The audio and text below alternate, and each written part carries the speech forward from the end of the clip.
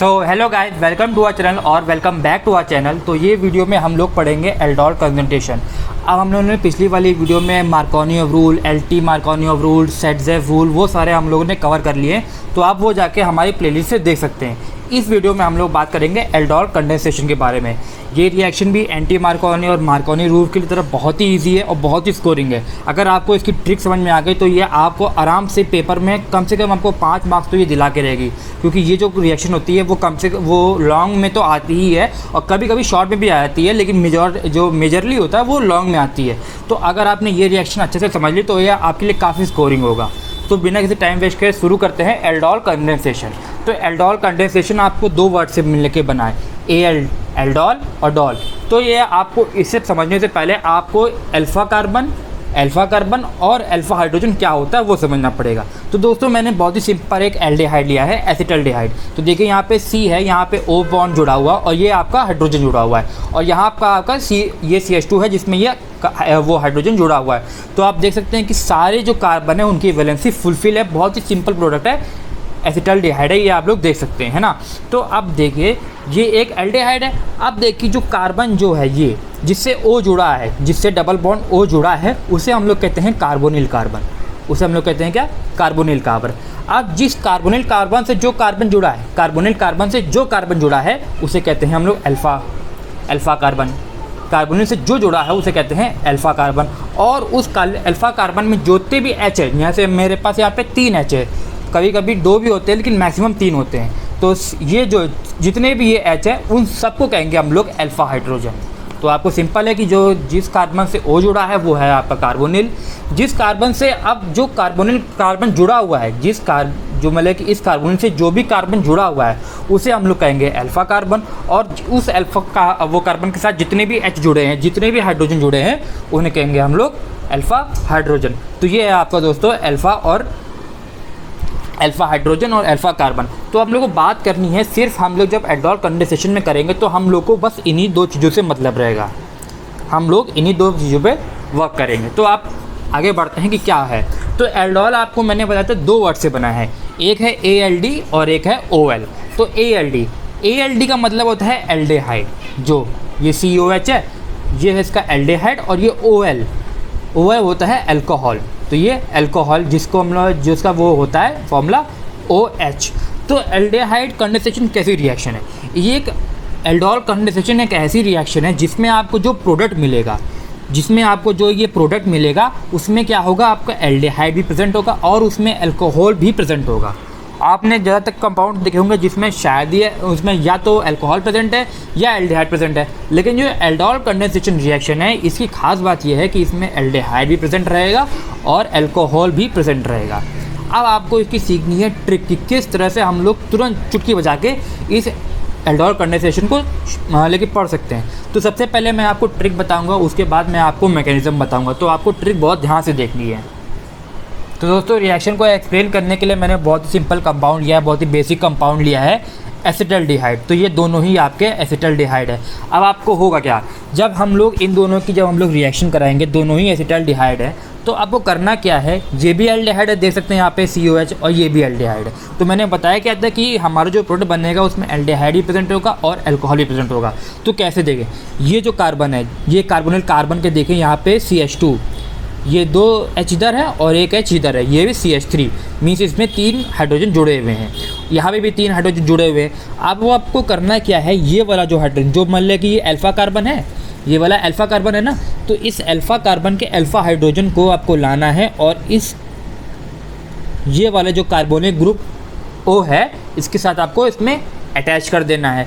और ये वाला कार्बन जो है, ये वाला कार्बन जो कार्बोनिल कार्बन है, इसको आपको बॉन्ड बनाना है अल्फ़ा कार्बन से। जैसे ये H इधर जाएगा तो यहाँ पे तो एक बॉन्ड छूट जाएगा ना, और उस बॉन्ड को फुलफ़िल करने कौन आएगा, उस बॉन्ड को फुलफ़िल करने ये वाला कार्बन आएगा।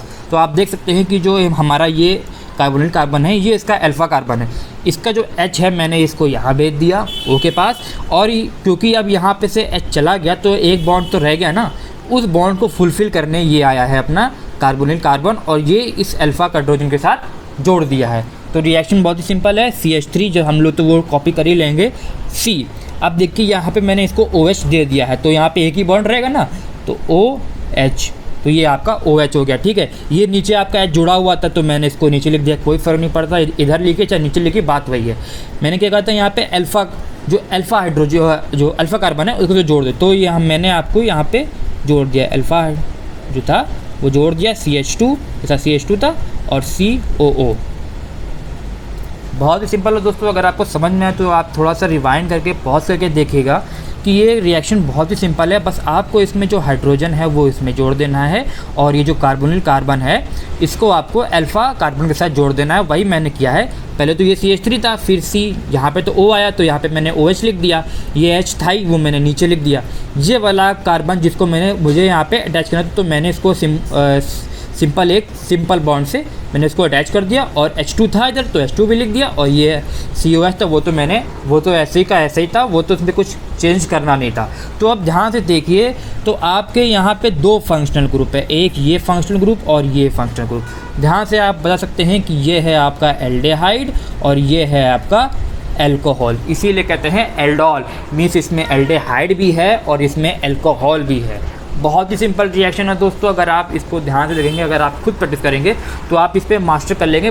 कुछ भी नहीं है इसमें, कोई रॉकेट साइंस नहीं है। देखने में ये बहुत कॉम्प्लिकेटेड लगती है लेकिन रियलिटी में अगर आप इसको प्रैक्टिस करेंगे तो कुछ भी कॉम्प्लिकेटेड नहीं है। बस सिंपल आपको ये समझ लेना है कि किस हाइड्रोजन को किस ऑक्सीजन के साथ जोड़ना है और किस कार्बन को किस अल्फ़ा कार्बन के साथ जोड़ना है। देख सकते हैं आप लोग, क्योंकि मैंने कहा था कि ये एल्डोल है, एल्डिहाइड प्लस अल्कोहल, तो मैंने यहाँ पे दिखाया भी है कि यहाँ पे ये रहा आपका एल्डिहाइड और ये रहा अल्कोहल। तो अब इस प्रोडक्ट को, यही है आपका एल्डोल प्रोडक्ट, यही है आपका एल्डोल प्रोडक्ट जिसमें एल्डिहाइड भी है और इसके साथ अल्कोहल भी है। तो दोस्तों अब हम लोग आ जाते हैं मैकेनिज़्म की तरफ। ट्रिक हो गई एल्डोहल के लिए, अब इसको हम लोग पढ़ेंगे इसका मैकेनिज़्म क्या है। तो मैकेनिज़्म बताने से पहले मैं एक बात बता दूं कि जो एल्डोहल कंडेंसेशन रिएक्शन है वो एक बेस के प्रेजेंट में करी जाती है। बेस जैसे कि कोई भी बेस हो गया, NaOH हो गया या आपका KOH हो गया, या कोई भी आप बेस ले सकते हैं। स्ट्रॉन्ग ही लेना है, वीक नहीं लेना है। तो ये आपका मैकेनिज़्म है कि आप इस एल्डोहल कंडेंसेशन को आप लोग प्रेजेंट करवाते रिएक्शन करवाते हैं इन प्रेजेंस ऑफ बेस, वो है NaOH और KOH। तो ये बेस देता क्या है, बेस क्या होता है? बेस हम लोग को देता है OH माइनस आयन। जिस तरह से वो एसिड होता है वो H+ आयन देता है, तो हमारा बेस जो है वो OH आयन देता है। तो सब लोग हमने सबसे पहली ये मैकेनिज़्म 3 स्टेप की है, ठीक है। तो पहला स्टेप हम लोग देखते हैं। तो ये रहा हमारा, जब इस बेस ने OH दिया होगा तो ये हमारा OH है, क्योंकि ये बेस है तो ये OH आयन लिबरेट करेगा, तो ये यहाँ पे है। और उसी की तरह हम लोगों ने बहुत सिंपल कंपाउंड लिया है एसिटल्डिहाइड। तो एसिटल्डिहाइड में बहुत ही सिंपल है ये, और ये है हमारा एसिटल्डिहाइड, ठीक है। तो ये OH की जो OH माइनस में आपकी प्रेजेंस में देख सकते हैं कि ये जो है ये OH इस H को अपनी तरफ अट्रैक्ट कर लेगा, ये OH अपनी तरफ इसको अट्रैक्ट कर लेगा और बना लेगा H2O। यहाँ पे इस H को ले लेगा ये OH में नेगेटिव और बना लेगा वो H2O।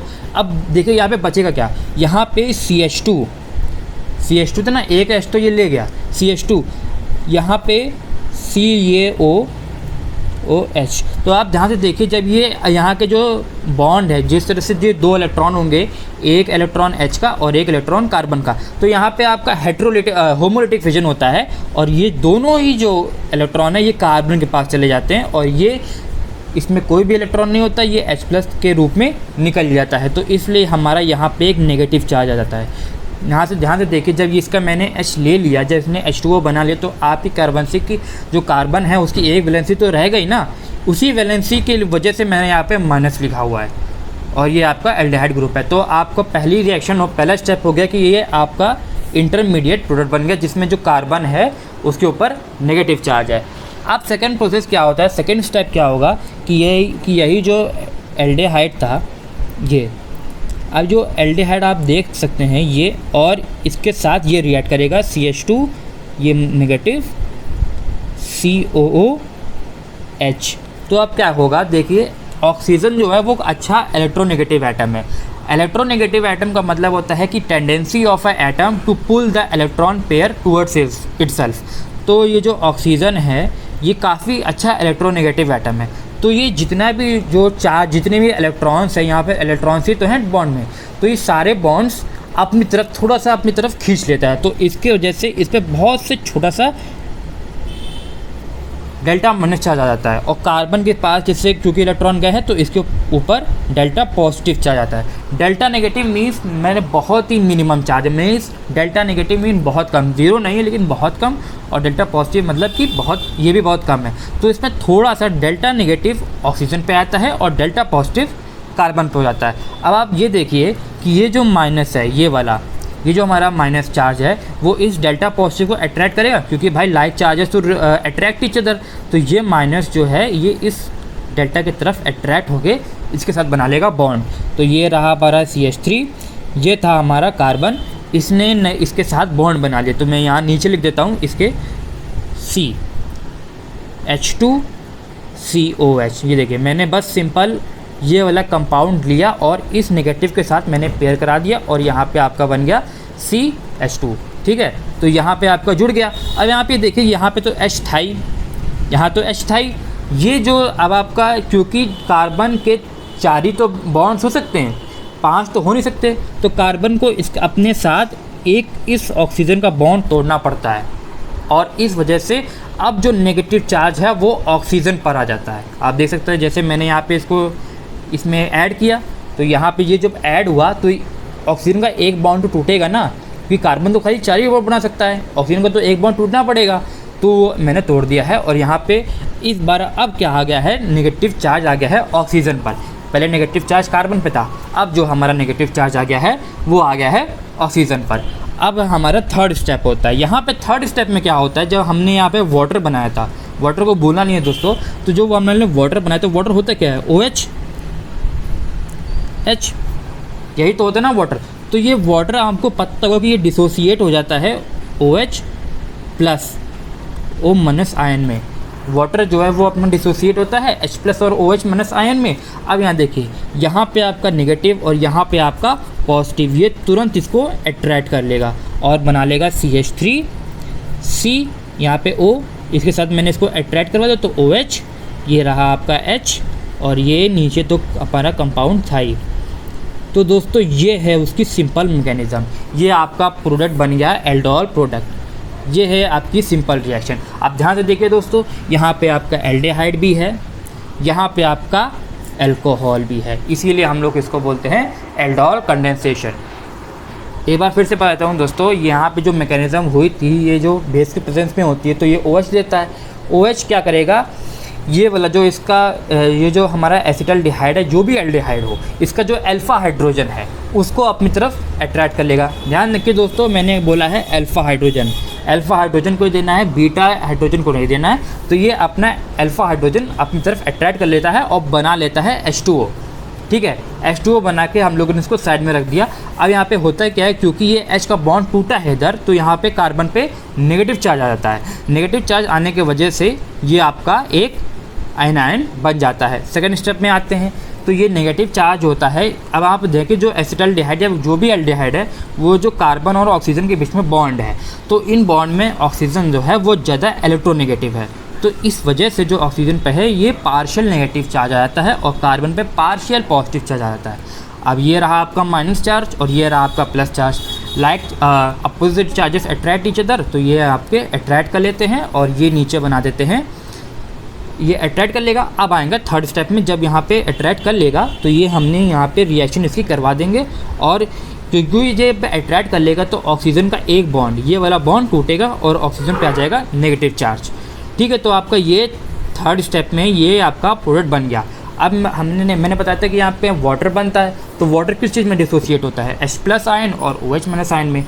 ये रहा आपका पॉजिटिव और ये रहा आपका नेगेटिव, ये इसके साथ फिर से अट्रैक्ट हो जाएगा। मैंने कहा था opposite charges attract each other, तो ये आपका अट्रैक्ट कर लेगा और ये रहा आपका लास्ट प्रोडक्ट। सिंपल रिएक्शन है, कोई भी इसमें कोई रॉकेट साइंस या रॉकेट साइंस नहीं है, सिंपल रिएक्शन है। अगर आप इसको वीडियो को बार बार अगर आपको समझ में ना आया हो तो आप लोग इसको दोबारा देखिएगा, आपको ये गारंटी है कि समझ में आ जाएगा। थैंक यू दोस्तों।